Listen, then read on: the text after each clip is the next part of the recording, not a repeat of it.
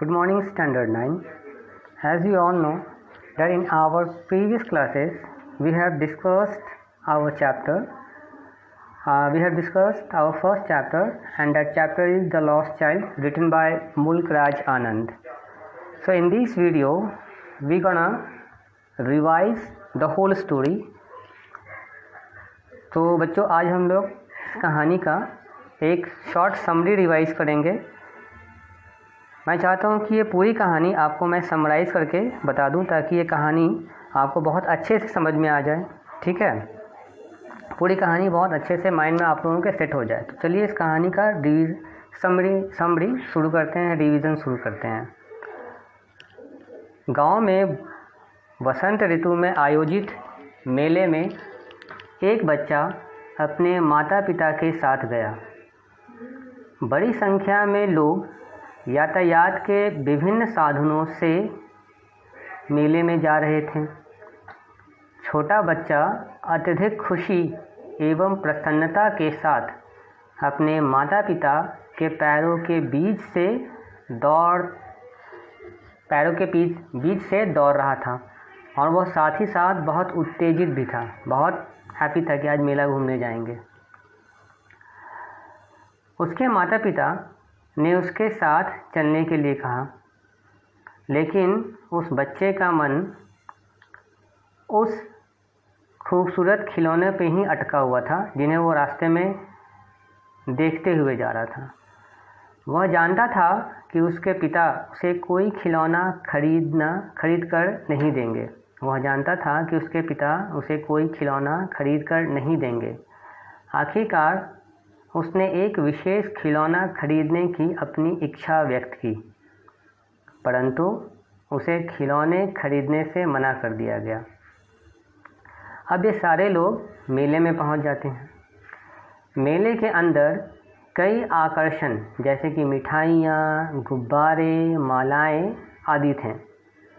बच्चे की भी इन सब चीज़ों की लेने की इच्छा थी, किंतु उसके माता पिता ने उसे इन चीज़ों को दिलाने से मना कर दिया था। एक सांप का खेल दिखाने वाला अपने टोकरी में एक सांप को रखे हुए था। बच्चा जब सांप को नज़दीक से देखना चाहता है, बच्चा चाहता है कि वह सांप को जाके नज़दीक से देखे, किंतु उसके माता पिता ने उसे अपने साथ आने को कहा। एक झूले के पास अत्यधिक भीड़ थी, बहुत ज़्यादा भीड़ थी। झूले के पास अमूमन बहुत ज़्यादा बच्चों की भीड़ होती है, ठीक उसी प्रकार से वहाँ पे भी भीड़ थी, जहाँ सभी उम्र के लोग गोल गोल समूह में खड़े थे। झूले के इर्द गिर्द गोलाकार आकार में खड़े थे। इसी क्षण क्या हुआ कि बच्चा देखता है, बच्चा अपने आप को वह पाता है कि वह खो गया है मेले में। कैसे? जब बच्चे को कोई जवाब नहीं मिला, तब उसने घूम कर देखा, लेकिन उसके माता पिता कहीं नज़र नहीं आए। उसने उन्हें चारों तरफ, सामने की तरफ, दोनों तरफ, पीछे, हर तरफ ढूंढने की कोशिश की, लेकिन ढूंढ नहीं पाया अपने माँ बाप को। बच्चे ने माँ माँ चिल्लाते हुए बहुत ज़ोर से रोना शुरू कर दिया। वह एक जगह से दूसरे जगह रोते हुए, चिल्लाते हुए दौड़ने लगा।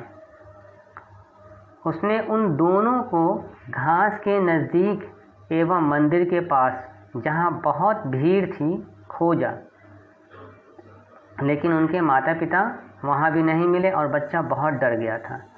इसी क्षण कहानी में एक अजनबी आता है, स्ट्रेंजर आता है, जो उस बच्चे को रोता हुआ देखता है।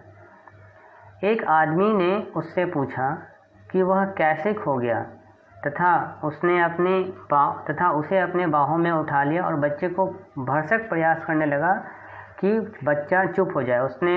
वह तमाम मुमकिन प्रयास किए बच्चे को चुप कराने के लिए, लेकिन एक खोया हुआ बच्चा अपने माँ बाप के से जब मिलता तभी चुप होता।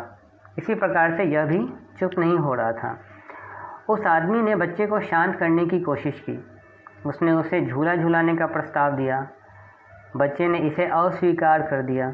उस आदमी ने उसे जादूगर के पास ले गया, घोड़े के पास ले गया, मिठाई की दुकान पर ले गया, गुब्बारे की दुकान पर ले गया और फूल बेचने के वाले के पास भी ले गया, लेकिन बच्चे ने कुछ भी लेने से मना कर दिया। माता पिता को खोने के बाद वह बच्चा किसी भी चीज़ को नहीं पाना चाहता था। वह सिर्फ अपने माता पिता को पाना चाहता था। उसके लिए उस समय कुछ भी महत्वपूर्ण नहीं था सिवाय उनके माँ बाप के। तो बच्चों, यह थी द लॉस्ट चाइल्ड की समरी। आई होप आप लोगों को बहुत अच्छे से कहानी अब समझ में आई होगी।